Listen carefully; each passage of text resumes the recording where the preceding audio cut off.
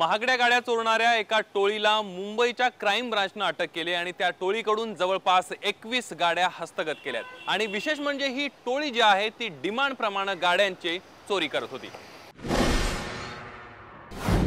महागड्या गाड्या पार्क करताय, सावधान, तुमच्या गाडीवर कुणाची तरी नजर आहे, कुणीतरी डोळा ठेवून आहे तुमच्या कारवर।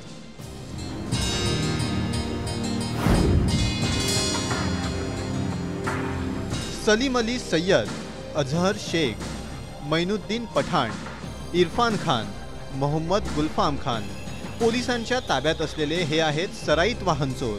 महागड्या गाड्या चोरणं हा यांचा पेशा। एक दोन नव्हे तर तब्बल 21 कारसह पोलिसांनी ही टोळी गजाआड केली आहे।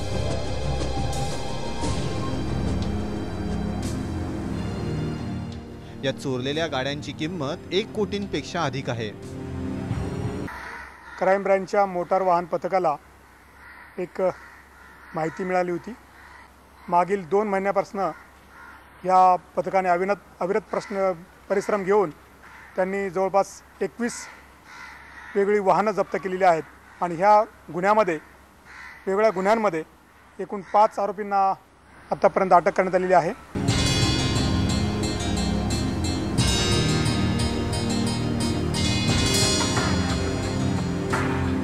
ही टोळी मुंबईतच नाही तर इतर राज्यातही वाहन चोरायची।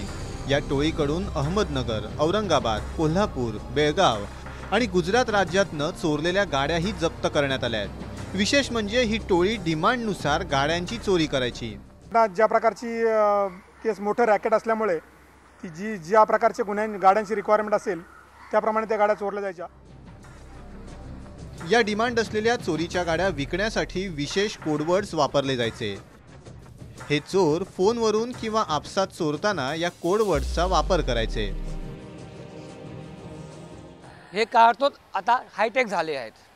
कोणती कार चोरायची आहे प्रत्येक कारला ह्या लोकांनी एक कोडवर्ड दिला गेला आहे। म्हणजे फोनवर बोलताना जर एखादे कार चोरीची डिमांड केली तर कोणा समजत नाही की नेमकं हे काय बोलत आहेत। इनोवा ऊस किंवा बनाना, पेजरो पायनॅपल, टवेरा अननस, लान्स क्लुझनर सीताफळ, Bolero matchbox, Honda City 5 star chocolate, CRV Honda dry fruit, Verna eclair, Qualis Bisleri, Xylo टरबूज, नॅनो अनार, सँट्रो सेब म्हणजेच ॲपल किंवा सफरचंद, स्विफ्ट मौसंबी।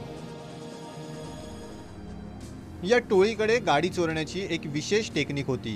वाहन चोरी करण्यापूर्वी याची ते प्लॅनिंग करत। या कटात किमान 10 ते 15 चोरांचा सहभाग असे। प्रत्येक चोर या कटात वेगवेगळी भूमिका पार पडत। हे कार चोर त्यांच्या युनिटप्रमाणे काम करतात। एक युनिट कार चोरीची ऑर्डर घेते तर दुसरी युनिट जी कार चोरी करायचं आहे त्याचा लोकेशन आयडेंटिफाय करते, तर तिसरी युनिट जाऊन ती कार चोरते। अशामध्ये चौथी युनिट चोरलेल्या कारला रंग बदलते आणि त्याचे फेक डॉक्युमेंट तयार करते, तर 5वी युनिट त्या कारची डिलिव्हरी करते। यासाठी ते पहिल्यांदा जागा निश्चित करत। जागा अशी शोधायची की जेणेकरून गाडी चोरून पळून जाणं सोपं होईल। हायवेला लागून असलेल्या जागांवर यांचा जास्त भर असायचा, जेणेकरून गाडी चोरण्यासाठी ते अधिक सोपं होऊ शकेल। त्यानंतर एक चोर गाडीचा लॉक तोडायचा, त्यानंतर दुसरा चोर तिथनं गाडी घेऊन पुढे न्यायचा। पुढे उभा असलेला चोर त्याचं इंजिन बदलायचा, त्याची बनावट कागदपत्र तयार ठेवायचा, तर दुसऱ्या राज्यात नेऊन चोरलेली गाडी विकण्याचं काम हे इतर चोरांवर असायचं। इतक्या मोठ्या शिताफीनं ही टोळी काम करत असे। मोटार वाहन चोरी विरोधी पथकानं 2 महिन्यात मोठ्या शिताफीनं ही टोळी गजाआड केली आहे। या टोळीचे 2 मास्टरमाइंड यूपीचे राहणारे आहेत। पोलिसांकडून त्यांचा शोध सुरू आहे।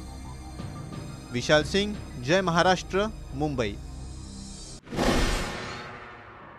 राज्यात महिला आयोगाला अध्यक्ष नाही आणि त्यामुळेच महिलांवर होणाऱ्या अत्याचाराकडे दुर्लक्ष होताना दिसतंय। नागपूरमध्ये अशीच एक घटना घडली। एका डॉक्टर युवतीनं नवऱ्याच्या फसवणुकीला आणि सासरच्या जाचाला कंटाळून आत्महत्या केली। मात्र 54 दिवस उलटून गेले तरी सुद्धा पोलिसांनी गुन्हा दाखल केलेला नाहीये।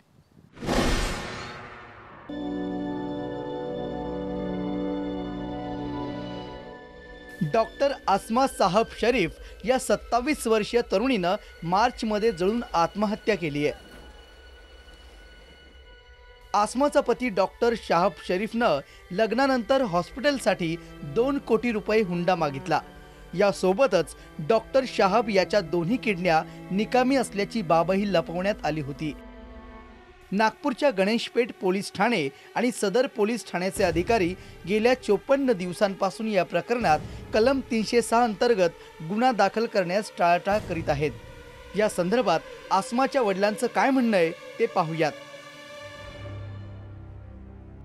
नंदनवर साहेब हेच म्हणायचे की आम्ही पाहतो ते सदर ठाण्याला आहे, ते आम्हाला जमता येत नाही, 498 लावता येतं, कलमा लावता येत नाही, तरी तुम्हाला कोऑपरेट केलं। मी कृष्णजी खोपडेकडे गेलो होतो, आमदार यांच्याकडे विकास कुंभारेला फोन लावला, माझ्याकडून जितकं झालं प्रयत्न केला, मात्र नंदनवर साहेबांना काही विशेष त्याच्यावर म्हणजे काय ध्यान दिलं। मला म्हणजे का न्याय म्हणजे का CBI किंवा CID जांच व्हायला पाहिजे, फक्त मला न्यायाची अपेक्षा आहे, दुसरं काही नाही। मला काही म्हणजे का दुसरं काही नाही। माझ्या तर माझी मुलगी तर माझ्या समोर गेली। या प्रकरणात पोलिसांनी योग्य तो तपास केला असून सदर पोलीस ठाण्यात गुन्हा दाखल करण्यात येईल असं पोलीस उपायुक्त अविनाश कुमार कॅमेऱ्यासमोर म्हणतायत। मात्र एवढे दिवस कलम 306 अंतर्गत गुन्हा का दाखल झाला नाही हा प्रश्न कायम आहे।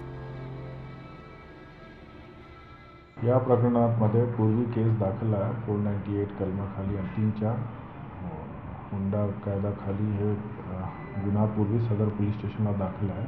तपास कामासाठी जर अटक करण्याची गरज असेल तरच आपल्याला अटक करायला पाहिजे। यासाठी अटक करणे मुद्देवर हे सांगणं की गुन्हा दाखल झाला तर अटक व्हायला पाहिजे असं बिलकुल नाही आहे।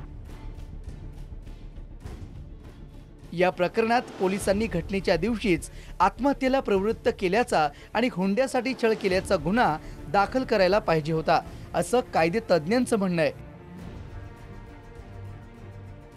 यात तुम्हाला कॉम्प्लिकेटेड सिच्युएशन अशी अराईज झालेली आहे की प्रायमा फेसी जर तुम्ही डॉक्युमेंट्स बघितले त्या केसचे तर क्लिअर कट केस 306 बनते, पण तरीही इन्व्हेस्टिगेटिंग एजन्सी कावर टाळाटाळ करते आहे मला हे नाही समजत आहे। आणि आता ही सिच्युएशन एवढी कॉम्प्लिकेटेड झाल्यानंतर मी तर तुम्हाला जर तुम्ही मला प्रश्न विचाराल तर मी तुम्हाला सांगेल की आता हे इन्व्हेस्टिगेशन त्यांच्या हातात न ठेवता हे एक तर क्राईम ब्रांचकडे किंवा CBI कडे ट्रान्सफर करण्यात यावं।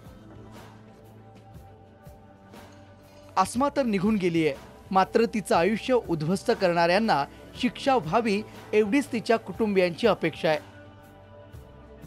विजय दिघे, जय महाराष्ट्र, नागपूर।